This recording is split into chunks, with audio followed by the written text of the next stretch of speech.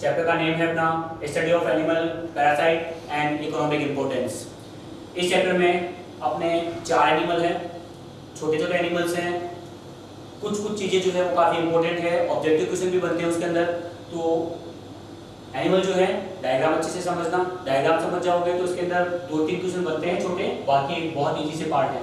चलो chapter number 13 है अपना, और एनिमल जो है अपना वो है लीच। एनिमल जो है अपना वो है लीच। क्लियर है? हिंदी लैंग्वेज में इसको जोंक कहते हैं। अब बात करते हैं इसके क्लासिफिकेशन की।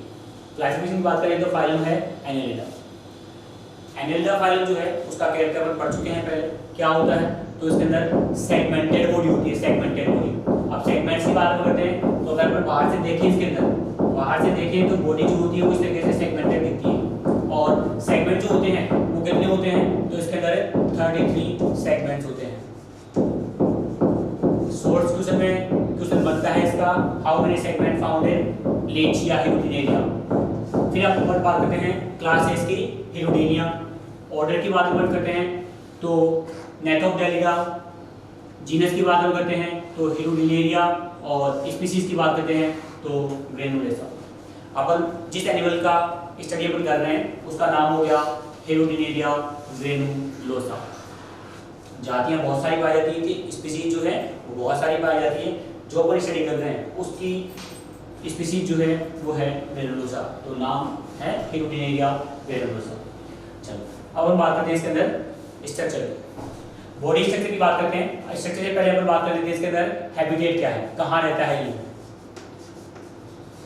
तो अपन हैबिटेट की बात करते हैं तो हैबिटेट कहाँ होता है? तो ये पोर्ट में पाया जाता है।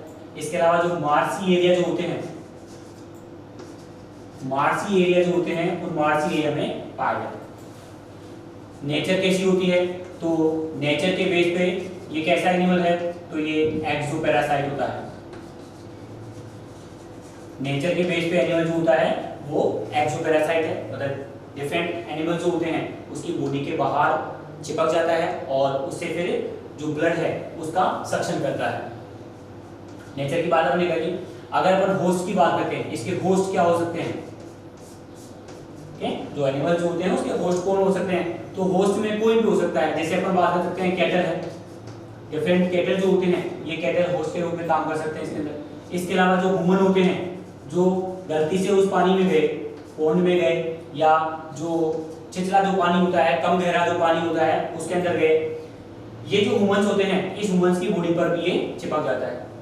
अब बॉडी स्ट्रक्चर में ऐसा क्या पाया जाता है जिससे वो चिपक सकता है, जिससे ये ब्लड जो है उसका सक्शन कर सकता है? तो देखो अगर अपन इसकी बॉडी की बात करते हैं तो बॉडी है 33 सेगमेंट्स पाए जाते हैं। फिर अपन बात करते हैं तो 2 इसके अंदर सकस पाए जाते हैं। आगे वाला जो सकल है वो ओरल सकल, और पीछे का जो होता है वो पोस्टीरियर सकल कहलाता है। पोस्टीरियर सकल जो होते हैं ये काम क्या करते हैं? तो ये अगर किसी की जैसे स्किन है, इस स्किन पर चिपकने में सहायता जो करता है वो इसका पोस्टीरियर सकल करता है, पोस्टीरियर सकल। और ओरल सकल जो होता है, इस ओरल सकल का काम होता है उसके बॉडी से रक्त को सक्शन करना, रक्त चूसने का काम होता है। भोजन जो होता है इसका, अगर फूड की बात हम करते हैं तो फूड क्या है इसका? तो फूड है इसका ब्लड। इसका फूड ब्लड होता है। ब्लड होने के कारण से ये जो एनिमल होते हैं इनको क्या बोला जाता है? तो इनको बोला जाता है सैंग्विवोरस।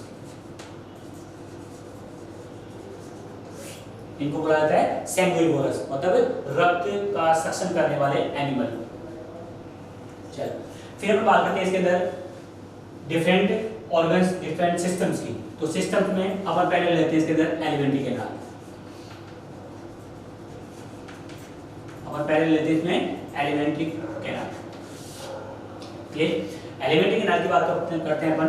तो यहाँ पर जो एलिमेंट्री कैनाल पाई जाती है ये कैसी होती है? तो ये कंप्लीट होती है। कंप्लीट एलिमेंट्री कैनाल पाई जाती है। कंप्लीट का क्या मतलब हुआ कि ये माउथ टू एनस तक फैली होती है। माउथ टू एनस तक ये एलिमेंट्री कैनाल फैली होती है। अब लेकिन एलिमेंट्री कैनाल के पार्ट की बात करते हैं। तो देखो सबसे पहले क्या है इसके अंदर एलिमेंट्री कैनाल में? तो सबसे पहले इसके अंदर माउथ का पोर्शन, सबसे पहले माउथ का पोर्शन। ये माउथ जो है इसमें स्पेसिफिक क्या है? तो यहाँ पर 3 जोज होते हैं इसमें,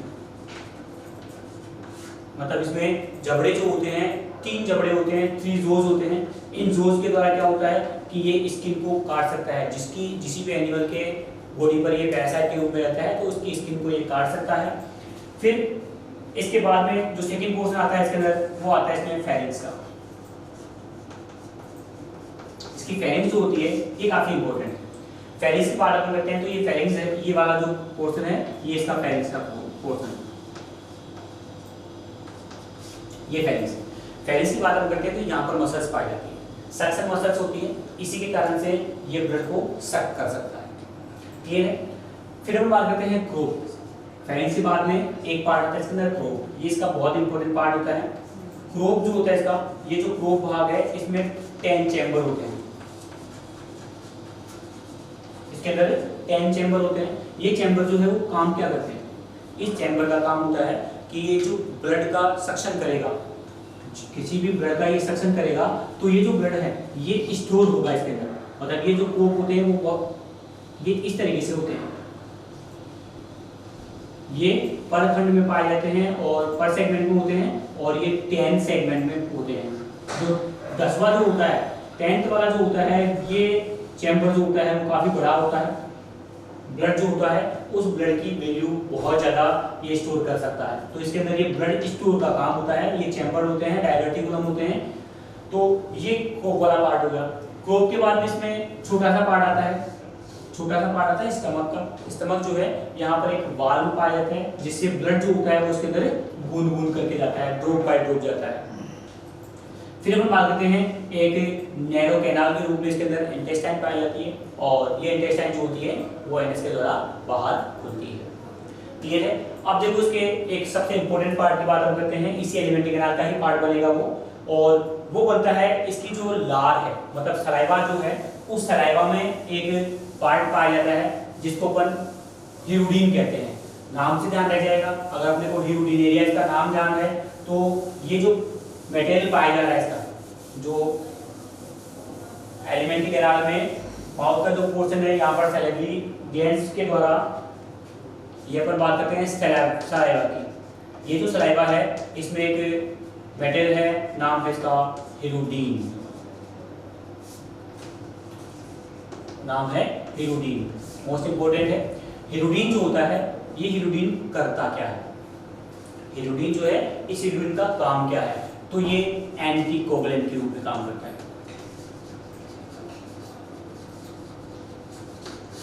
एंटीकोगुलेंट के रूप में काम करता है। एंटीकोगुलेंट क्या करते हैं, तो एंटीकोगुलेंट जो होता है, इस एंटीकोगुलेंट का काम होता है कि ये जो ब्लड क्लोटिंग है, ब्लड क्लोटिंग की बात हम करते हैं तो ब्लड क्लोटिंग को नहीं होने देता है। हिरुडीन जो है इसका काम यही होता है कि जैसे ही किसी होस्ट की बॉडी पर ये चिपकेगा तो इसका ब्लड बाहर आएगा, इसके जो जहाज होते हैं उससे ये उसकी स्किन को काटेगा तो ये ब्लड बाहर आएगा। उस ब्लड बाहर आने के कारण से जैसे ही एयर के कांटेक्ट में आएगा तो इसके अंदर ब्लड क्लोटिंग की प्रोसेस जो है वो चालू होगी। पर हिरुडीन क्या करता है, इस हिरुडीन के द्वारा इसके अंदर ब्लड क्लोटिंग जो है उसको रोका जाता है। ब्लड क्लोटिंग नहीं होगी तो ये रेगुलरली जो है ये इस ब्लड को सक्शन करता है। तो ये मोस्ट इंपोर्टेंट पार्ट होता है। ये आजकल जो है, आजकल इसकी दवाइयों में भी, मेडिसिन जो है, इस मेडिसिन में भी वो काफी काम आ रहा है। मेनली जो हार्ट डिजीज होती है, हार्ट डिजीज जो है उसके अंदर ये काफी काम आता है ब्लड क्लोटिंग को रोकने के लिए। क्लियर है। चलो ये अपन इसके अंदर एलिमेंट्री कैनाल का पोर्शन कंप्लीट हुआ। अब अपन इसके अंदर और जो सिस्टम है उन सिस्टम्स की बात करते हैं। सिस्टम्स की बात हम करते हैं तो उससे पहले अपन ये जान लें कि फाइलम जो है वो फाइलम इसका एनिलिडा ही होता है, और एनिलिडा का एक एनिमल अपन पहले पढ़ चुके हैं, अर्थवॉर्म। अर्थवॉर्म जो है उसी अर्थवॉर्म के जैसा इसका सिस्टम होता है। जैसे सिस्टम में अपन क्या करें तो पहला अपन बात करते हैं रेस्पिरेशन। तो देखो अर्थवॉर्म अपने को याद है। अब अर्थवॉर्म जो होता है इसमें रेस्पिरेशन कैसा होता है, तो रेस्पिरेशन के इसके अंदर मॉइस्ट स्किन को द्वारा होता है। मॉइस्ट स्किन से इसके अंदर रेस्पिरेशन की प्रोसेस क्लियर होती है। रेस्पिरेटरी सिस्टम जो होता है वो उसके अंदर नहीं पाया जाता है। फिर हम बात करते हैं एक्सक्रीशन की। एक्सक्रीशन जो होता है वो कैसे होता है, तो एक्सप्रेशन की जब बात हम करते हैं अर्थवॉर्म की, तो वहां पर कैसा होता है, नेफ्रिडिया होता है, नेफ्रिडिया। तो यहाँ पर भी क्या है, यहाँ पर भी ये नेफ्रिडिया प्रेजेंट होते हैं। क्लियर है। फिर हम बात करते हैं इसके अंदर नर्वस सिस्टम की। नर्वस सिस्टम की बात करते हैं तो नर्वस सिस्टम जो है अर्थवॉर्म का अगर अपन याद करें तो किस किस में डिवाइड होता था, तो यहाँ पर ये CNS था, TNS था और ANS था। तो अगर अपन लीच की बात करते हैं, हीरोडिनेरिया की बात करते हैं, तो यहाँ पर भी ये इन्हीं 3 सिस्टम के रूप में यहाँ पर पाया जाता है। क्लियर है। चलो फिर अपन बात करते हैं इसके अंदर रिप्रोडक्शन। रिप्रोडक्शन की बात करते हैं तो रिप्रोडक्शन जो है उसके बेस पे ये कैसा एनिमल है, कि ये बाइसेक्सुअल एनिमल, बाइसेक्सुअल एनिमल है। मेल और फीमेल जो होता है वो दोनों एक में ही होता है। मेल जेनाइटल पोल जो होता है, मेल जेनाइटल पोल जो होता है वो है इसके 10 सेगमेंट में। फीमेल जेनाइटल पोल की बात करते हैं तो ये है इसके 11 सेगमेंट। ये पोर्शन जो होता है यही पोर्शन इसके क्लाइटेलम का होता है। क्लाइटेलम की बात हम करते हैं तो यहाँ क्लाइटेलम, अगर देखो अगर डायग्राम की बात हम करते हैं तो डायग्राम में अपने को कोई क्लाइटेलम यहाँ पर शो नहीं हो रहा। ये जो क्लाइटेलम होता है इसका, ये क्लाइटेलम स्टेबल नहीं होता है। मतलब ये क्लाइटेलम केवल कब बनता है, at the time of fertilisation.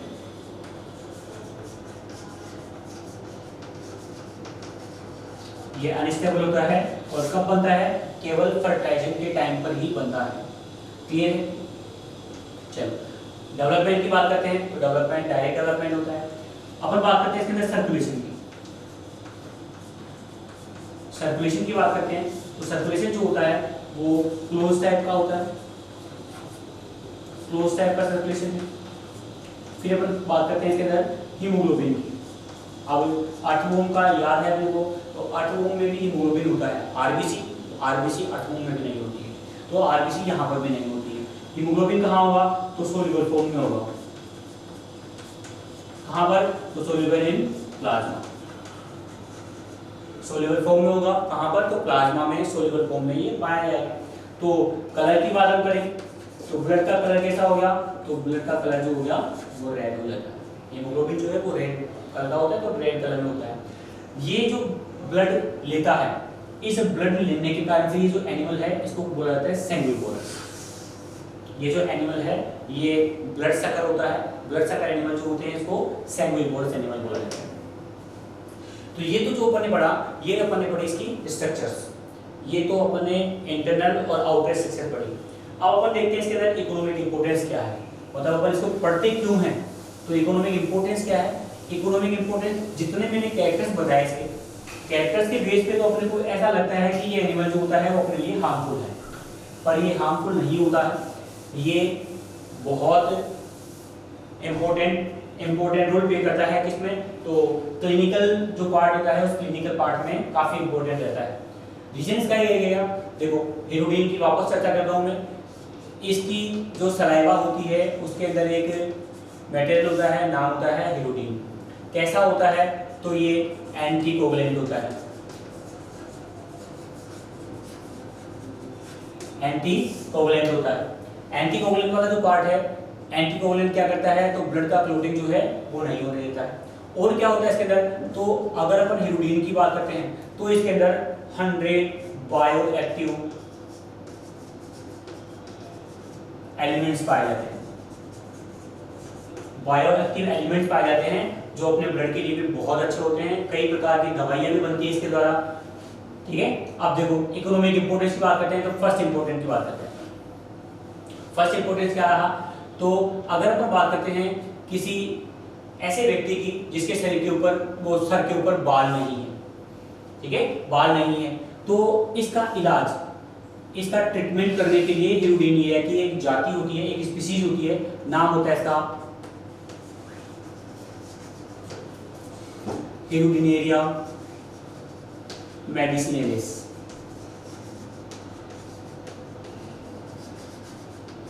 Hirudinaria मेडिसिनेलिस, या इसको सीधा सीधा अपन कह सकते हैं हीरिडो मेडिसिनेलिस। तो जिसके शरीर पर बाल नहीं होते हैं उनका ट्रीटमेंट जो है वो ह्यूडिनेरिया की स्पीशीज से किया जा सकता है। कैसे?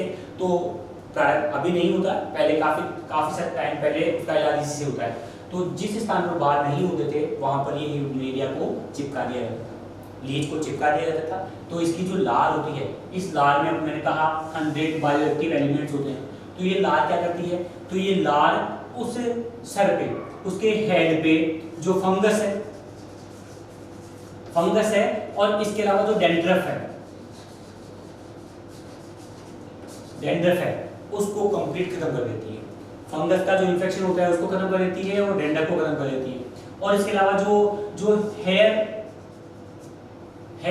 होल होते हैं, ठीक है, हेयर होल होते हैं जहां से वो हेयर निकलेगा, वहां उस होल को वापस से ओपन कर देते हैं। इसके कारण से बाल जो है वापस आ जाते हैं। दूसरा इकोनॉमिक इंपोर्टेंस पढ़ते हैं।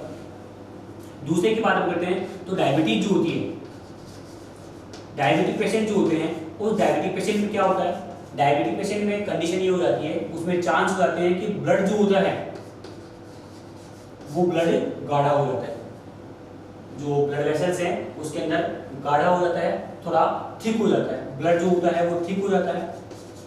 अब उसके कारण से क्या हो सकता है? तो ब्लड क्लॉटिंग हो सकती है। तो इसका इलाज कैसे किया जाए? तो इस डायबिटिक पेशेंट जो होते हैं इसके साथ में भी ये ह्यूडिनेरिया जो होता है उसका क्लिनिकल टेस्ट किया जाए, जिससे क्या होता है? ह्यूडिन बॉडी में जाएगा और ह्यूडिन बॉडी में जाने के कारण से ये ब्लड जो होता है वापस से पतला हो जाता है। नेक्स्ट थर्ड के ऊपर बात करते हैं। थर्ड जो इंपॉर्टेंस है इसका वो है एक डिजीज होती है आर्थराइटिस। अपने साथ नॉर्मल लैंग्वेज में अपन गठिया कहते हैं, जिसके अंदर जॉइंट्स जो होते हैं उसके अंदर पेन होने लग जाता है।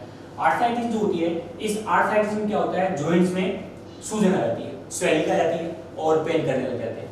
ये जो ह्यूडिनेरिया या ह्यूडिन जो है, इस ह्यूडिन के कारण से वहां की सूजन खत्म हो जाती है और वहां का दर्द भी खत्म हो जाता है, पेन भी खत्म हो जाता है। तो ये भी आर्थराइटिस में भी काफी इंपॉर्टेंट होता है।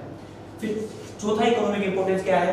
तो इसका आता है कार्डियो वैस्कुलर डिजीज भी। हार्ट रिलेटेड जो डिजीज है, कार्डियोवैस्कुलर डिजीज, हार्ट रिलेटेड में मेन डिजीज होती क्या है कि जो ब्लड होता है वो ब्लड क्लॉट होने लग जाता है।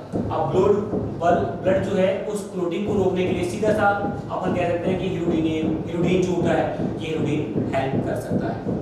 क्लियर है? तो इसको भी दवाइयों के रूप में ब्लड वेसल्स में पहुंचा दिया जाए, तो अगर ब्लड क्लॉट हो भी जाता है तो वो जो है वो वापस से घुल जाता है, वो सही हो जाता है। तो इस तरीके से ये जो एनिमल है अपना, इन 4 इकोनॉमिक इंपोर्टेंस के साथ में ये एनिमल अपना।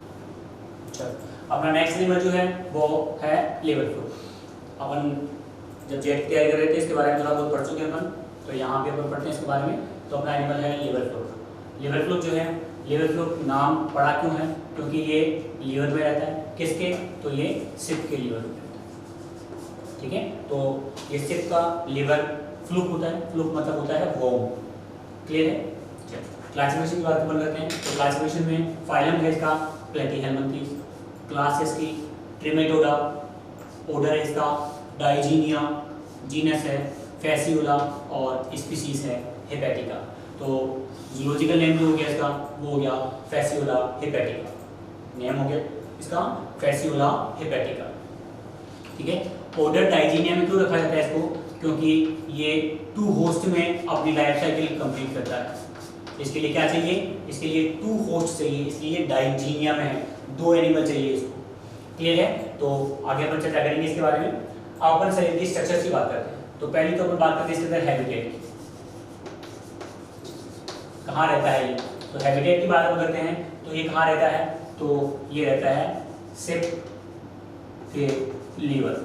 मेन अपन बात करते हैं सिप के लीवर। इसके अलावा कभी कभार जो है ये ह्यूमन में भी एंटर कर जाता है। जब वो इसके एग वाला जो पानी है वो अगर ह्यूमन भी जाता है तो उसके अंदर भी एंटर कर जाता है।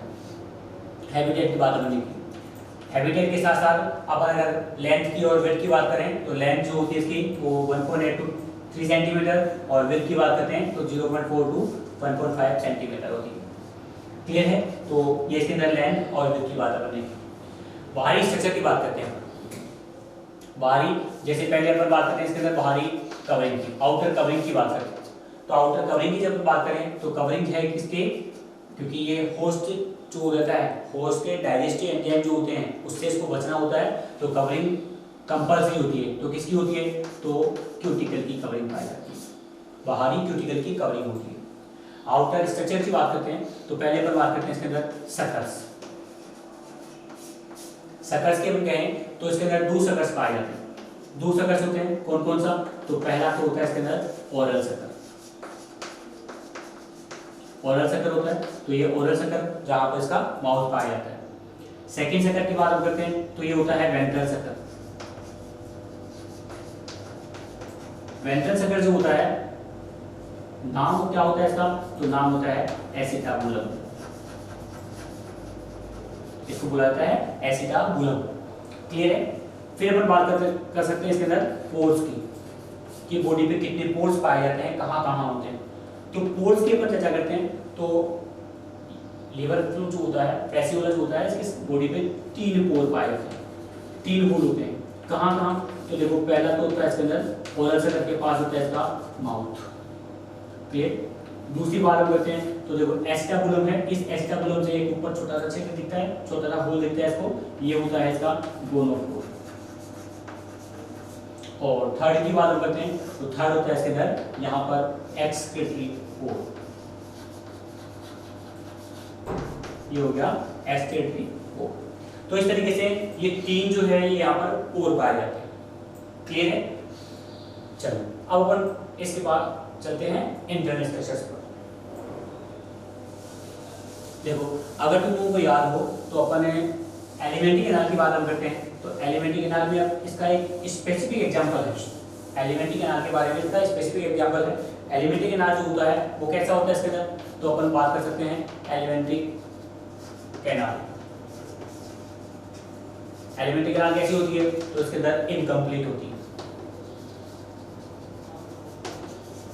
इनकम्प्लीट एलिमेंट्री कैनाल पाई जाती है। सीधा सा अपन क्या कह सकते हैं इसके अंदर कि ये जो एनिमल है इसके अंदर एनस नहीं होता, एनस जो होता है एनस नहीं होता है। इसमें केवल क्या पाया जाता है, तो केवल इसके अंदर माउथ होता है। ये जो पोर होता है ये इसके लिक्विड जो पार्ट है, लिक्विड जो पार्ट है उसका एक्सट्रैक्शन करने के लिए होते हैं, केवल लिक्विड पार्ट का एक्सट्रैक्शन करने के लिए होते हैं। क्लियर है। तो इसमें एनस जो है वो नहीं पाया जाता है। चल फिर अपन बात करते हैं इसके अंदर एक्सक्रीशन की। एक्सक्रीशन की बात अपन करते हैं तो एक्सक्रीशन के लिए यहाँ पे स्पेसिफिक पार्ट पाया जाता है। क्या होता है, तो यहाँ पर पाई जाती है फ्लैम सेल्स। यहाँ पर होती है फ्लैम सेल्स। होती कैसे है, तो अगर अपन बॉडी डायग्राम दोबारा लें और ये इस तरीके से एक्सक्रीट पोर्ट है, इस एक्सक्रीट पोर्ट से पूरा का पूरा एक वेव लाइक स्ट्रक्चर जुड़ी हुई होती है। इसके अंदर ये छोटी छोटी सेल्स पाई जाती है। ये छोटी छोटी सेल्स जो होती है ये क्या बोला जाता है इसको, तो ये होती है फ्लैम सेल्स। ये फ्लैम सेल्स है। ये फ्लैम सेल जो है ये बॉडी फ्लूइड जो होता है उससे एक्सक्रीटिव जो मटेरियल है उसका सक्शन करेगी और फिर इस कैनाल में डाल देती है, तो यहीं से फिर ये बाहर निकलता है। चलो फिर अपन बात करते हैं इसके अंदर रिप्रोडक्शन की।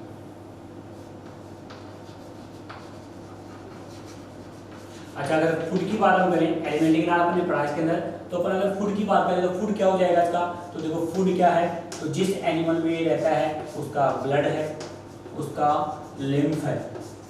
ठीक है, ब्लड है और लिम्फ है, ये इसका मेन फूड होता है। अपन रिप्रोडक्शन की बात करते हैं। रिप्रोडक्शन कैसा है, तो रिप्रोडक्शन के बेस पे ये एनिमल जो होता है ये बाइसेक्सुअल है। बाइसेक्सुअल एनिमल है। इसमें सेल्फ फर्टिलाइजेशन की बात करते हैं। सेल्फ फर्टिलाइजेशन होता है, सेल्फ फर्टिलाइजेशन होता है पर ये कम होता है। ठीक है, लेस होता है। सेल्फ फर्टिलाइजेशन लेस होता है। अगर अपन क्रॉस फर्टिलाइजेशन की बात करते हैं, क्रॉस फर्टिलाइजेशन की बात करते हैं तो क्रॉस फर्टिलाइजेशन जो होता है वो इसके अंदर मेन होता है। क्रॉस फर्टिलाइजेशन जो होता है वो मेन पार्ट होता है इसका। क्लियर है। ये जो गोनोपोर होता है, इसी गोनोपोर के द्वारा, इसी गोनोपोर से इसके अंदर मेल रिप्रोडक्टिव और फीमेल रिप्रोडक्टिव पोर दोनों होते हैं। जब इसके अंदर क्रॉस फर्टिलाइजेशन होता है तो क्रॉस फर्टिलाइजेशन के दौरान यहाँ पर एक पोर और बन जाता है। वो केवल क्रॉस फर्टिलाइजेशन के दौरान बनता है और इसे कहा जाता है लोअर कैनाल। इसे बोला जाता है लोअर कैनाल। चलो, ये इसके अंदर रिप्रोडक्शन का पार्ट हो।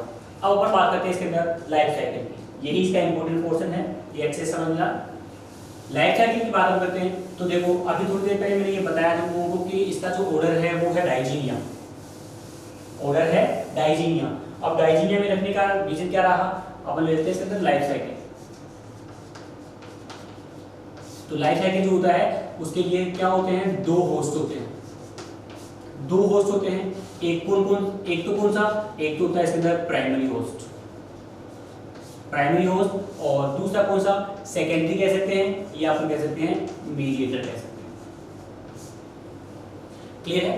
प्राइमरी होस्ट कौन सा, तो प्राइमरी होस्ट की बात हम करते हैं तो ये होता है इसके अंदर सिप, मेन सिप भी होता है, वैसे ह्यूमन भी हो सकता है। या मीडिएटर की बात हम करते हैं तो यहाँ होता है इसके अंदर स्नेल, यहाँ होता है स्नेल। स्नेल जो होता है, इस स्नेल के जीनस भी स्पेसिफिक होते हैं। स्पेसिफिक जीनस के स्नेल में ही ये एनिमल जो है, मतलब लिवर फ्लूक जो है, ये अपनी ग्रोथ कर पाता है। इसकी लार्वा स्टेज जो है वो आगे नेक्स्ट स्टेज में चेंज हो पाती है। स्नेल कौन सी, तो अपन कहते हैं तो ये होता है लिम्निया जीनस का, लिम्निया जीनस का, या अपन कह सकते हैं प्लेनोर्बिस जीनस का। लिम्निया या प्लेनोर्बिस जीनस जो होता है, इस जीनस के स्नेल जो होते हैं ये इसके मीडिएटर होते हैं। ये अपने जेट में पूछा हुआ, जेट में आया हुआ है। क्लियर है? चलो, अब अपन लाइफ साइकिल की चर्चा करते हैं कि लाइफ साइकिल होती किस तरीके से है इसके अंदर। ये जो एनिमल है, लिवर फ्लूक जो होता है, इस लिवर फ्लूक में 5 लार्वल स्टेज होती है। लार्वल स्टेज जो होती है वो 5 होती है।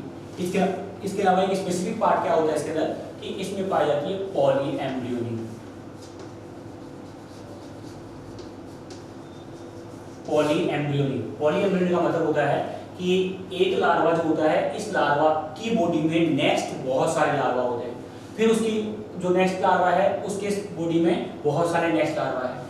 देखो, लाइफ साइकिल की बात हम करते हैं तो यहाँ पर बात करते हैं एडल्ट एनिमल की। एडल्ट एनिमल पहले हम बात करते हैं सिप की। सिप की बात करते हैं अपन। सिप जो है इसके लीवर में कौन है, तो लिवर फ्लूक है।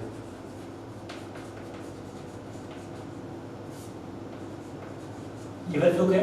ये जो लिवर फ्लूक है, ये लिवर फ्लूक इसका जो फर्टिलाइजेशन होगा कहाँ होगा, तो जो सिप है उसकी बाइल डक्ट में फर्टिलाइजेशन इन बाइल डक्ट। सिप की बाइल डक्ट जो होगी वहां पर इसका फर्टिलाइजेशन होगा। फर्टिलाइजेशन के बाद में जो एग होते हैं, ये एग सिप के बॉडी से फिशेस के द्वारा बाहर आ जाते हैं। ये एग कहाँ दिए जाते हैं, तो ये एक ऐसे एरिया में दिए जाते हैं जहां आसपास वाटर हो, मतलब पॉन्ड लाइक स्ट्रक्चर हो, कुछ पानी हो वहां पे। तो ये जो एग है, ये एग उस जगह पे दिए गए जहां पर पॉन्ड है। तो इस एग से पहली लार्वा उस वाटर के कांटेक्ट में आने से इस एग से पहली लार्वा आती है, नाम होता है इसका मिरासीडियम। ये मिरासीडियम, इस एग से ये फ्री स्विमिंग लार्वा होता है। स्विमिंग करता हुआ ये लार्वा जो है, ये लार्वा सर्च करता है किसको, तो अपने मीडिएटर को सर्च करता है। मीडिएटर कौन है इसका, तो मीडिएटर है इसका स्नेल। ये अपन ने बता दिया यहाँ पे स्नेल। ये जो स्नेल है, अब ये इसकी बॉडी में एंटर, मिरासीडियम जो है इसकी बॉडी में एंटर कर जाता है। मिरासीडियम यहाँ पर एंटर करने के बाद में अगली लार्वा जो स्टेज होती है वो लार्वा स्टेज में आता है। तो इसकी जो सेकंड लार्वा स्टेज जो होती है वो कौन है, तो सेकंड लार्वा स्टेज आती है इसके अंदर स्पोरोसिस्ट। स्पोरोसिस्ट के बाद में थर्ड लार्वा स्टेज जो आती है वो कौन आती है, तो ये आती है इसके अंदर रेडिया। रेडिया के बाद में फोर्थ लार्वा स्टेज जो आती है वो आती है इसके अंदर सर्केरिया। सर्केरिया, ये सर्केरिया जो होती है ये भी फ्री स्विमिंग होती है और इसको तोड़कर बाहर आ जाती है, और अब ये भी जो वाटर है उस वाटर में फ्री स्विमिंग करने लगती है। ये सर्केरिया जो है, जो पोन है, उस पोन के आसपास जितने भी पेड़ पौधे हैं, इन पेड़ पौधों पे जाके प्लांट्स जो हैं, प्लांट्स की लीफ के ऊपर जाकर चिपक जाता है। चिपकने के बाद में इसकी जो टेल होती है वो तो खत्म हो जाती है, डिजनरेट हो जाती है, और उसके ऊपर एक मोटी सी कवरिंग आ जाती है। कवरिंग आने के बाद में जो लार्वल स्टेज है इसको कहा जाता है मेटा सर्केरिया। इसको कहा जाता है मेटासर्केरिया। ये मेटासर्केरिया जो है, ये मेटासर्केरिया किसी दूसरी शिप के द्वारा जब लिफ्ट आई जाती है तो उसकी बॉडी में एंटर कर जाता है। तो इस तरीके से ये लाइफ साइकिल है, ये इसी तरीके से इसके अंदर चलती रहती है। स्टेज जो है वो 5 स्टेज है, मिलासीलियम, स्पोरोसिस, क्लेडिया, सर्केरिया और मेटासर्केरिया। इसमें अगर अपन ये कहें कि लेवल फ्लो की ट्रांजिशन स्टेज जो होती है वो कौन सी है, तो ट्रांजिशन स्टेज कौन सी होती है, जो इसके प्राइमरी होस्ट जो होता है, इस प्राइमरी होस्ट में एंटर करने वाली। प्राइमरी होस्ट में एंटर कौन कर रहा है, तो यहाँ पर ये जो मेटासर्केरिया है, ये मेटासर्केरिया प्राइमरी होस्ट में एंटर करने वाली होती है। तो ट्रांजिशन स्टेज जो होती है इसकी, वो होती है मेटासर्केरिया। चलिए अब आगे बात करते हैं कि ये जो लार्वा स्टेज है, ये 5 लार्वा स्टेज होती है। इस लार्वा स्टेज में एग जो होता है वो एग आगे कितने फेस्यूला बना सकता है, कितने एडल्ट बना सकता है। तो यदि इसको फेवरेबल एनवायरनमेंट मिलता रहे, हर कंडीशन में फेवरेबल पार्ट अगर मिलता रहे, तो एक एग से लगभग 600 to 1000 एडल्ट बन सकते हैं। इतनी स्टेज बन सकती है एक से। ये स्टेज होती कि किसके कारण से है, क्योंकि जैसे ही अपन बात करें एक से बनेगा एक मेरासीडियम। एक मेरासीडियम जो है उससे जो अगला स्पोरोसिस बनेगा वो लगभग 6 to 10 बनेगा। फिर स्पोरोसिस जो है उससे प्राइमरी एरिया 10 to 20, इसी तरीके से सेकेंडरी एरिया फिर 10 to 20। फिर इस तरीके से जो काउंटिंग है, नंबरिंग जो है वो नंबरिंग इसकी बढ़ती जाएगी, वो नंबरिंग बढ़ती जाएगी और इस तरीके से इसमें 600 से 1000 तक एडल्ट लिवर फ्लो बनते हैं। क्लियर है? चलो अब अपन बात करते हैं, ये अपने लाइफ साइकिल हो गई इसकी। लाइफ साइकिल के बाद में अपने इसके अंदर बढ़ता है इकोनॉमिक इंपोर्टेंस। इकोनॉमिक इंपोर्टेंस की बात करते हैं, तो इकोनॉमिक इंपोर्टेंस में जब जितना अपन ने पढ़ा है उसके बेस पे अपने को ये लगता है कि ये हार्मफुल होता है, और हार्मफुल जो होता है वो भी बहुत ज़्यादा होता है। अगर इसकी नंबरिंग अगर बॉडी में बहुत ज़्यादा हो जाती है तो ये बहुत ज़्यादा हार्मफुल होता है। कैसे, तो उनके ऊपर चर्चा करते हैं। देखो इकोनॉमिक इंपोर्टेंस की बात अपन करते हैं, तो पहला क्या होता है, तो इसकी जो डिजीज होती है ये होती है लिवर रोट डिजीज होती है। इसमें क्या होता है कि जो लीवर है उसमें स्वेलिंग आ जाती है, इसकी नंबरिंग बढ़ जाएगी और वहाँ से ये अपने न्यूट्रिशन लेगा। न्यूट्रिशन में क्या है, तो न्यूट्रिशन में ये लेगा, ब्लड लेगा, लिम्फ लेगा, वहाँ के टिश्यूज हैं वो लेंगे। तो इस तरीके से ये लीवर जो है, इस लीवर में धीरे धीरे स्वेलिंग आ जाती है और उसी चीज को कहा जाता है लीवर। दूसरी बात अपन करते हैं कि जो गोल ब्लैडर होता है, उस गोल ब्लैडर में कैल्सिफिकेशन के कारण से गोल स्टोन बन जाते हैं। कैल्सिफिकेशन के कारण से गोल स्टोन बन जाते हैं, ठीक है, गोल स्टोन। तीसरी बात हम करते हैं कि इसके अंदर इनके कारण से जो पशु है, मतलब जो शिप है, उस शिप का जो माउथ होता है, उस माउथ में वाटर बॉयल्स हो जाते हैं, वाटर बॉयल बन जाते हैं। मतलब सीधा सा अपन कह सकते हैं छाले जो होते हैं, जो छोटी छोटी ड्रॉप लाइक स्ट्रक्चर्स होती हैं, वैसे बन जाते हैं, जिसकी वजह से जो शिप है वो फिर फूड जो है वो ले भी नहीं पाती है।